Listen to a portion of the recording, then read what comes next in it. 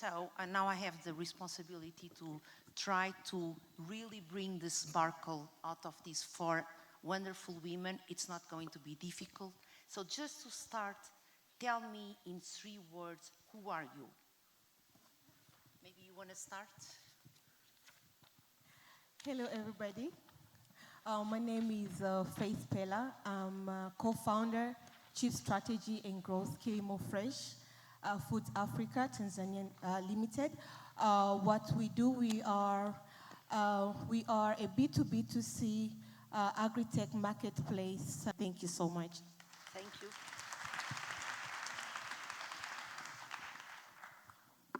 We can go with 3 words and then we go with the next one. So go with, who are you in 3 words? 3.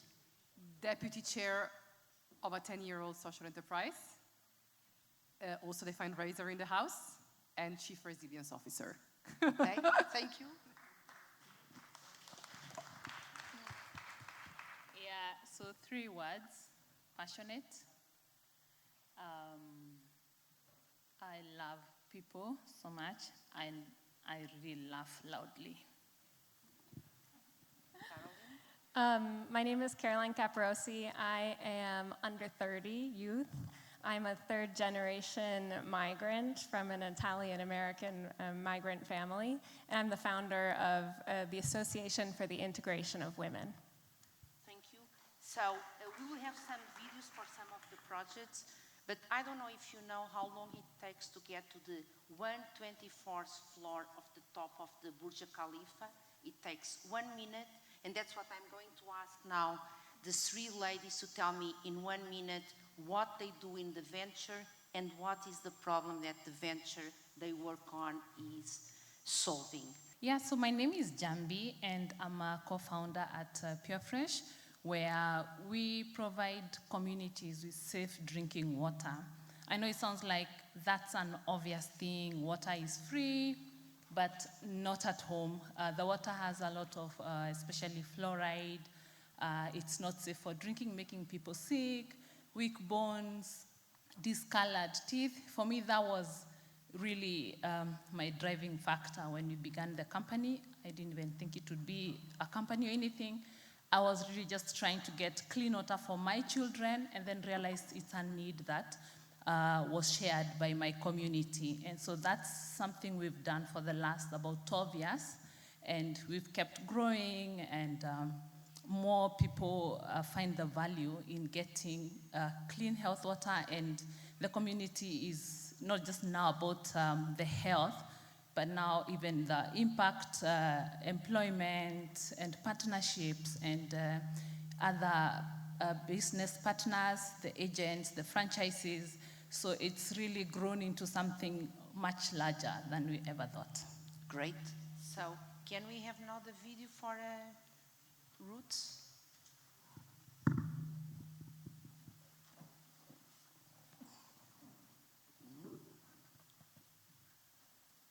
Roots to me, it's bringing someone's dream to life.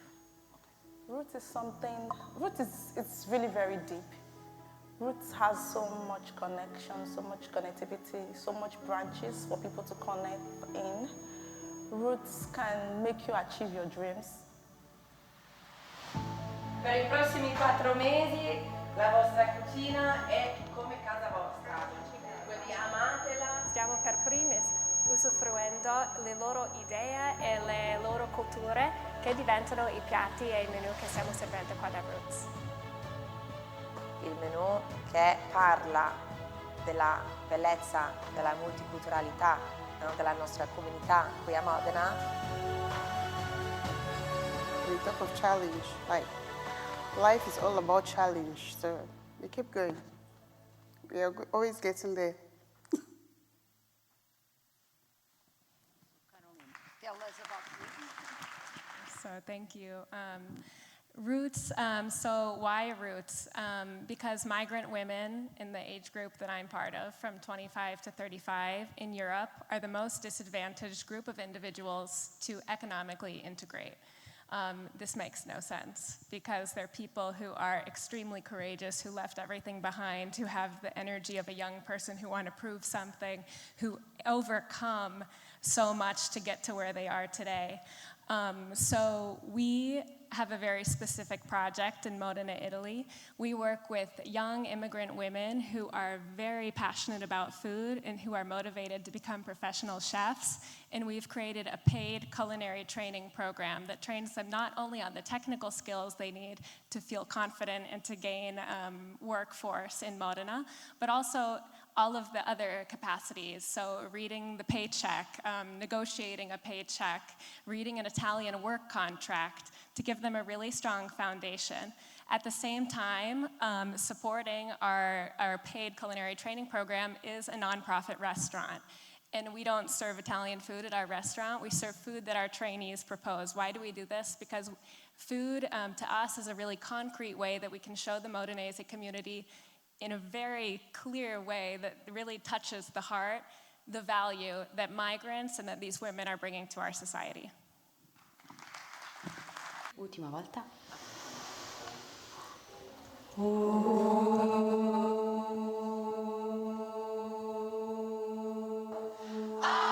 Ancora più forte.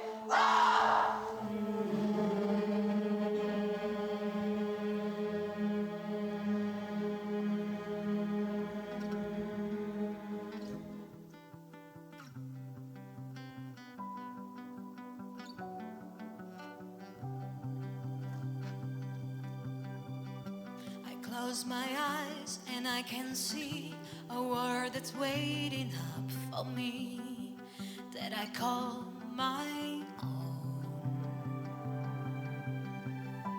Through the dark, through the door, through where no one's been before, but it feels like home.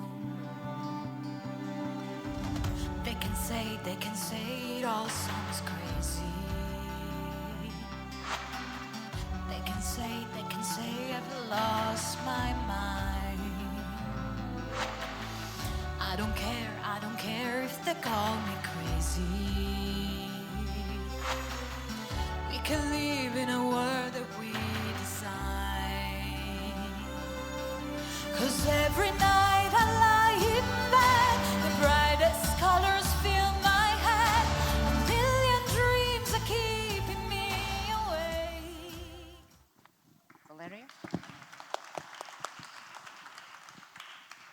Luisa, when we were getting on the escalator, before that in the restroom, we were having really important conversations that are had in the restrooms, and we were talking about fashion and how that or this jacket made us feel. And as a social enterprise, we do believe, an Italian social enterprise, we do believe that fashion has the power to transform the world for the better and not always for the worse. So 10 years ago, we founded a fashion brand, a consumer as well as B2B fashion brand that combines social and environmental impact.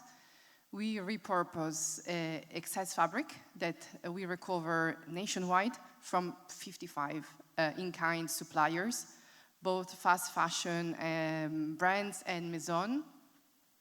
And we transform it into limited edition collections that we sell both B2C in a network of 6 stores and 1 online platform, as well as B2B.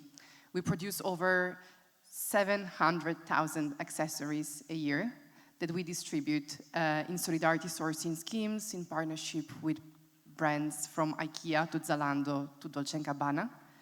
And this is a means to make the job market more inclusive, as in our workshop, we offer employment to those most at risk of social and labor exclusion, and especially women, believing in the right to a career, and not just right to employment and job, but to long-term employment and career through fashion and through beauty. And you've seen the video of our last campaign, which is co-participated by employees, designers, models, and our civil society ambassadors. So, before I go to my next set of questions, both you with the Progetto Quid and with Roots, you work with migrant women. And so while you still have the mic on your hands, what do you think is the biggest challenge that migrant women are facing and how are you addressing it? Maybe you can also give us a glimpse about workplaces and how Yes. you are empowering women with beauty. Yes, so in the video, yeah, the campaign video really blends nicely what we've been working for the past 6 months, which was, it's a complex project that tries to put together beauty and talent in a conversation to bring the definitions of talent beyond formal assessments, trying to focus on informal talents and how they can become the basis and the stepping stone of a long-term career. So I believe that we've defined sense of self in the case of this specific campaign and in the case of the workshop. I believe that this sense of self is the most powerful tool for migrant women to access the job market. Of course, there are a number of other impediments and barriers and obstacles, from bureaucratic ones, and we do, in a way similar to you, provide welfare and bureaucratic support, but at the same time, I believe that one has to feel oneself confident. And the workplace poses a number of challenges to that. The way you are asked to dress, to wear your hair, to speak, the volume of your voice, everything becomes political in the workplace. And we've realized that with over 40% of our talent being represented by migrant women with very low formal skills, we realized that. And we decided to start experimenting with these workshops you've seen, which are actually widely participated in the city. So we invite everyone, but it's really a way to recast talent and one's perception of oneself and talents. There was something else I wanted to add on this slide, but no, I don't really remember. But it's really this and working on bringing up what are informal skills that eventually serves as a basis to start developing the career journey. We work a lot on pedagogy as well. We have a workshop pedagogist, and it's absolutely crucial that one has the confidence to appreciate what one can do, and also soft skills. Soft skills are really difficult to explain and to describe when there are language barriers. So in experiential approach to talent, I believe has really ignited many successful progression training programs and that we are seeing now in Quid. So that's my answer. But yeah, I completely agree with you that sense of self is a big one. I think that migrant women, part of the reason that makes this group so disadvantaged is that they're facing multiple barriers that are compounding on top of each other and creating a very unique and very isolating experience of inequality as migrants, as women, as migrant women belonging to minorities, as migrant women belonging to minorities who are single moms. I mean, these things just continue to multiply, and you have a society that is completely excluding these people that have great potential. So we're definitely trying to showcase, we're trying to really be the example of what happens when our business that can be a successful social enterprise is run by these women who otherwise may not have found jobs. We fill our restaurant every single day since we've been open. We're winning awards not only as a social enterprise, but as a restaurant too in gastronomy. So we really want to showcase the absolute potential and the value that these individuals have, and really give them something that they can be proud and feel that sense of belonging too, because you do get your sense of self from a sense of belonging and community as well. Thank you. So since the topic of this social enterprise open camp is unlocking the potential of human capital and social capital, my question is about the human capital behind these ventures. And in fact, Alejandro was saying that I've been working for many years with social entrepreneurs, and sometimes I have to talk to people that have no clue what I mean by impact entrepreneurs or social entrepreneurs, and why are these ventures different from pure profit-driven ventures. And I always say, you know what, look at the people and what makes them wanting to change the world. And this is what makes a social enterprise or an impact venture something different. I know it's a tough journey, but was this an eureka moment, or it's something that you've always wanted to, you knew since you were a child that you wanted to change the world, or you come with this idea in your venture and then you realize that you are a social entrepreneur? And I will start with you, Faith. Thank you so much. In my country, Tanzania, 64% of our populations depends on agriculture as their economic activity.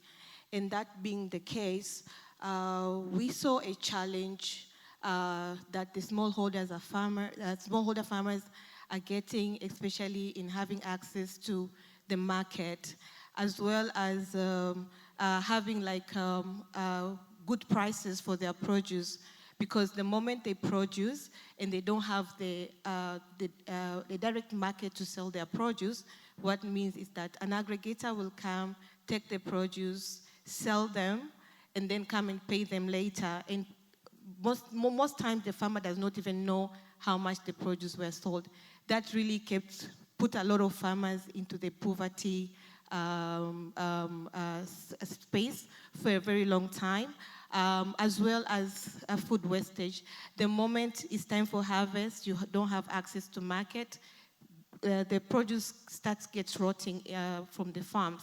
So seeing those challenges, and given that their only source of income is their farming activities, we are bridging that gap by creating access to markets in the urban areas, bringing the solution of logistics and distribution, and making sure that a week or days before the harvest, we have already contacted these farmers, and we've already contacted the demands, the hotels, the restaurants, the access is there, and we're able to get those produce directly to the farm, to our customers on time, and that makes the business even more sustainable. And recently, we also understood a challenge of most women that we have been working with who are farmers. They produce without really knowing where to sell. So with our business module, what we've been able to help the farmers is to direct them which produce are in great demand, or making sure that if there are like 10, 20 farmers in a particular location, all of them producing similar products, like they are doing tomatoes or carrots. So we just make sure that they produce varieties, and with the certainty that Kilimo Fresh will come and buy all your produce and pay you on time. That's what is really changing the lives of these women, because they produce with confidence, knowing that someone is going to take all my produce and I'm going to recover my costs and make profits on time. On the other side, we also realized for the women who are in the urban, in local markets, having access to their produce, they really have to wake up very early in the morning. They have young children that they have to make sure they go to school, they have their morning meals. At the same time, make sure that at their local tables or spots in the market, they also have the produce. So they need to be there early, balance home, and also the business activities becomes a challenge, especially in the morning. So what we have done is, the moment we have done the harvest and the produce are coming to the urban, what we do is to deliver this produce directly to their business areas. And they sometimes have people who help them set up before the time they get to the business. That really gives them ample time to help their children get ready for school, have their morning meals. And when they get to the business, everything is set up. They have the produce at the area of the business. It really makes life easy for them. So when it talks about how our business module really, we see the challenge, especially with women, And we really want to make sure that like we touch their lives and we really help them where they really can take direct help. As well, we have also partnered with one of the university, Sokoine University of Agriculture, where they have like a youth entrepreneurship cooperative. So they have been producing on their own because they are graduates with agroeconomics. Like they have so much talents based on the education they have gone through for 4 years, and they are graduating. And honestly, there are very few corporates that really employ people who have degrees in agriculture courses. So they created a cooperative that have access to almost like 10 acres. They have greenhouses, water supply, all that. But the only challenge with them is that they don't have market. Even if they produce, like where are they selling? So we saw that as an opportunity, and we have been able to impact youth, like young girls and boys who are graduates, and they're able to join the cooperative and really produce. And Kilimo Fresh, we buy directly from them. So from September, October to the end of year, whatever they produce, we are going to buy all of their produce outright.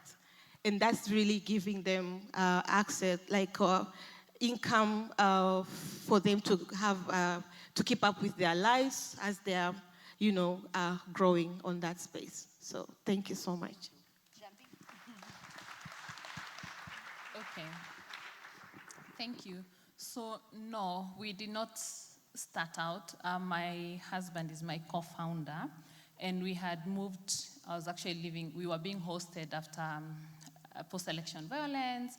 So my sister-in-law just told me, as you move into your own house, make sure you do one thing. Do not give my nieces this water that makes their teeth brown, because that's what the excess fluoride does. I was like, sure, no problem.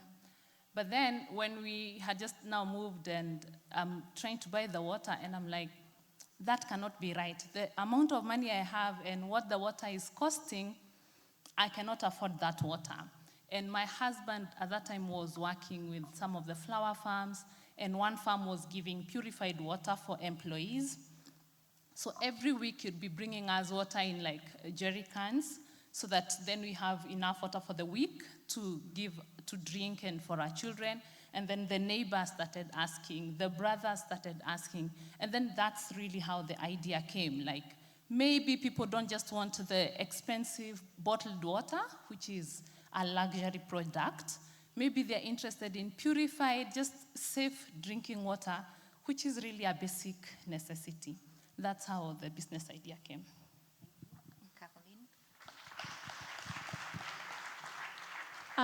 For me, I've always worked in the NGO space for small nonprofits around the U.S. I specifically with immigrant women, because I felt it was personal for me, because my great-grandparents were Italian migrants from Calabria to the United States in the early 1900s. I watched, my grandmother was the youngest of 12 children and the first to go to university. And so hearing her tell her story and the story of her mother and all of the sacrifice she had to make, how strong she was, it's always stayed with me. And I think one of the things that Italians took when they migrated is Italian food. They say that America opened its hearts to Italians because of how delicious Italian food was. And my grandmother always says that it oftentimes happened just in these really natural ways, where maybe my grandfather was employed and his boss invited, or my grandfather and my great-grandmother invited his employer to their house, and they would be sitting around this table enjoying this meal. And it was that moment that created connections, and you start to see people not as, oh, they're so different from me, but actually this is something I want to know more, and this is an individual that I want to welcome into my community. So that is why a couple years ago, when I met a young Nigerian woman when I was walking to work that I saw every morning, this was a person that I passed every day on the street. I didn't know her. But we passed each other so often that we started smiling at each other, and then we would wave, and then eventually we would talk. And we realized that we were both 25 years old, both English speakers, both arrived, both new to Modena. We just had arrived 3 years before, and we started this really natural friendship. And she shared with me her story, that she left everything behind, she came on her own because she wanted to be the first woman in her family to work. In those 3 years, I had been able to find an internship and find a job, and she hadn't. So I saw in front of me someone that reminded me a lot of my great-grandmother at the time, you know, who had these big dreams, who was so brave, and who just took this leap of faith, hoping for a better future. And so that's kind of what caused those social entrepreneur wheels to start spinning and to think about what we could do.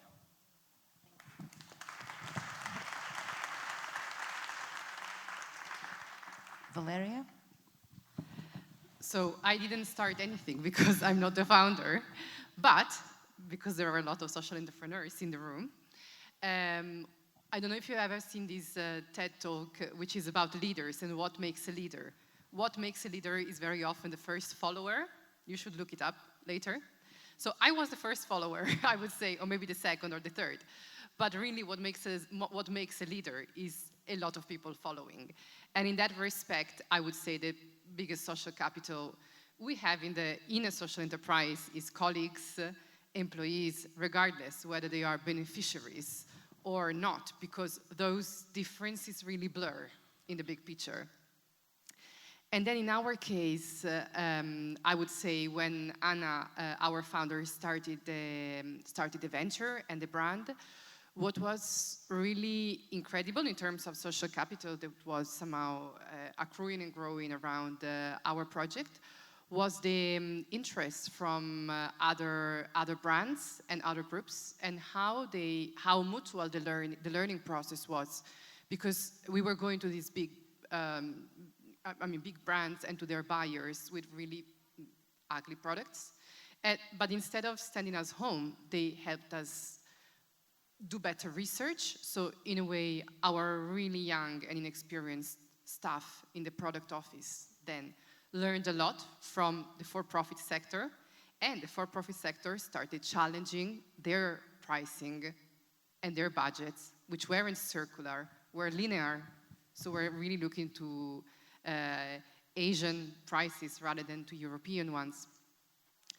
Last but not least, another really important part of the social capital is what we do in terms of welfare, again, similar to what Roots do.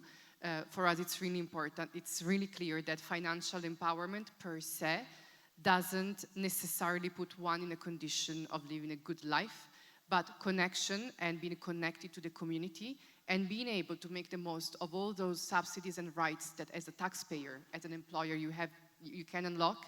It's really crucial. So we have, in the beginning, it was just one person. Now it's two, and we're going to hire a third one, providing welfare support. And that welfare support is not just like taking care of someone in a very motherly way. No, it's really making clear that there are opportunities out there. There are connections. You have all the right to activate. You have rights. And you have the right to live a meaningful life outside work and at work. Thank you. In fact, you know, when I was talking to Valeria about the panel today, she was saying, oh, I'm not a founder, like I'm not a social entrepreneur.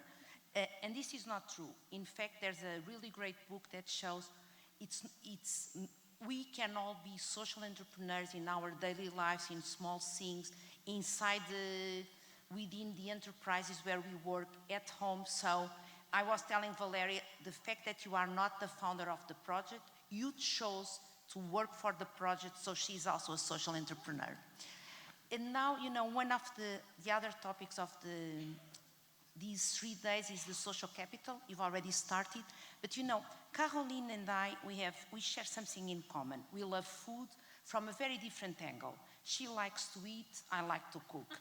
She cannot, you know, she has a project so she can have good food for free, I guess.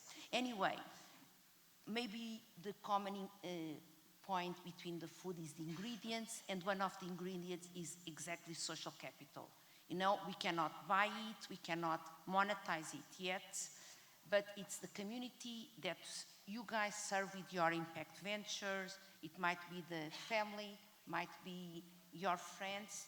So what I would like to ask you, Caroline, is what does it mean to you, this social capital for your impact venture? I think that we can't currently monetize, or we're not currently monetizing social capital, but yeah, it is of immense value, and I think that that is one of the struggles of being a migrant, is that you don't have your community connections around you, that person you can call that maybe has already figured out the bureaucracy of filing your taxes, just as an example, which is a big drama that we all deal with here in Italy at least. So I think that we have tried to create a social capital safety net at Roots. Our organization, similar to today, we are 13 women, we've worked currently with 18 women from 15 countries. Our team is 13 women from 11 countries. So we are trying to create that sense of community, share each other's experiences, failures, woes, so that we can be that social capital safety net around each of us to help everyone have that trampoline that they need to achieve their own dreams. Njambi, the next question is for you, and how do you think that this social capital helped you create your business, and would you have succeeded without them? Oh, no. You don't want the question? No. Oh, I mean, okay. no, sorry. I'm answering the last one. No, so the social capital is, first of all, that people believed in us.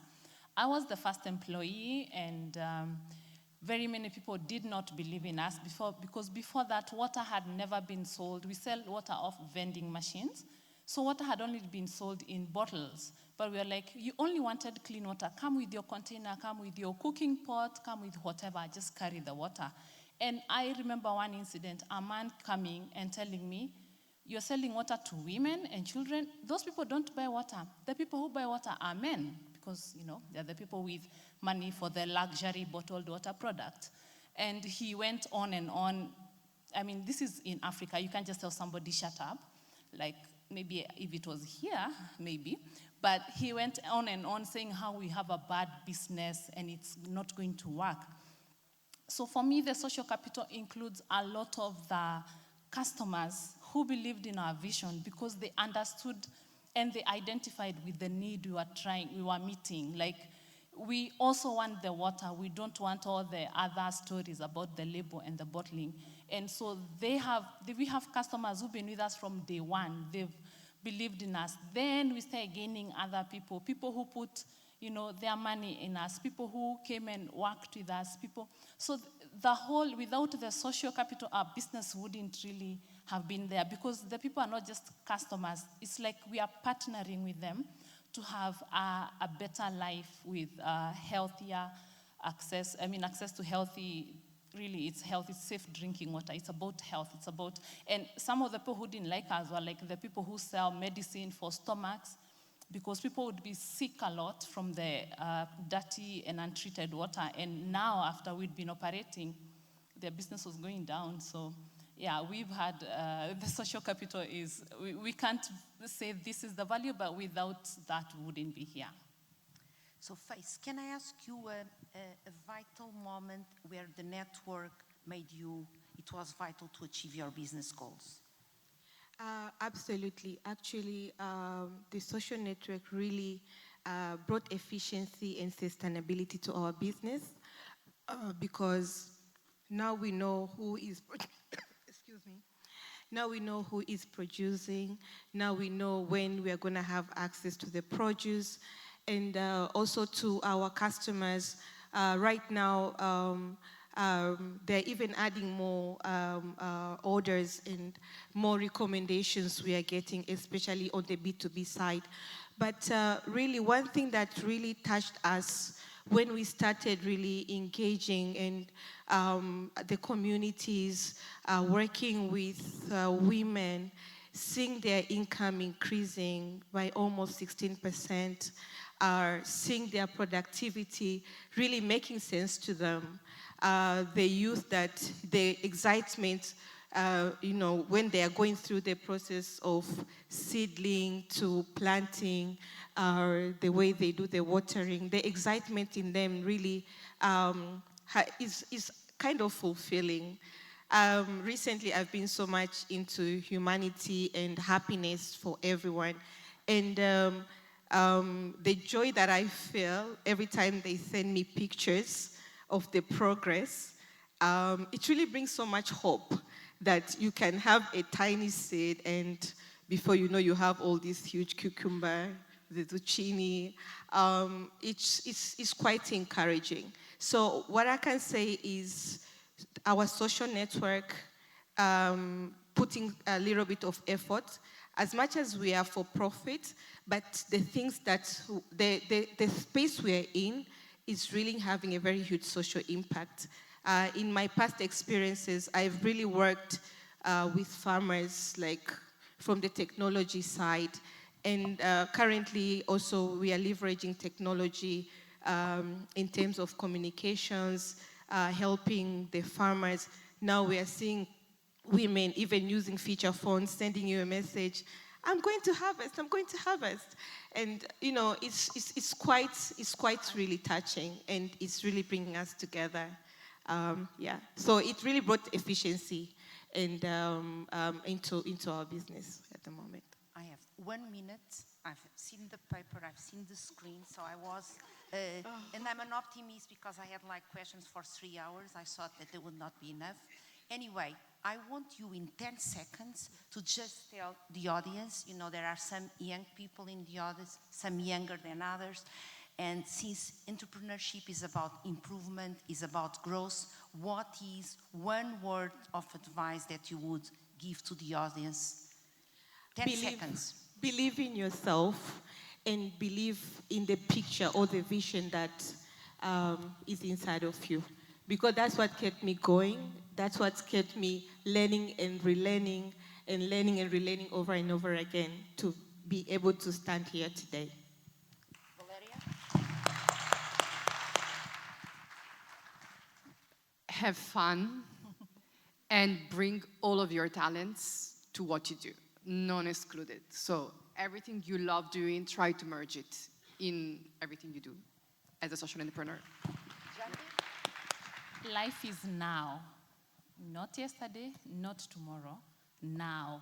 So the only way to live now is to quickly let go what has happened. What went well, what didn't go well, it's gone. Life is now. Never give up. I think that everyone who has gotten here today, has experienced failures, having to shift their idea, having to change it. Maybe it looks a lot different than when you got started. So absolutely never losing courage. If you are the best person to be doing this is your idea. So keep going. Thank you so much. And I hope that you are inspired and you have now some sparkle in your eyes as well. Thank you.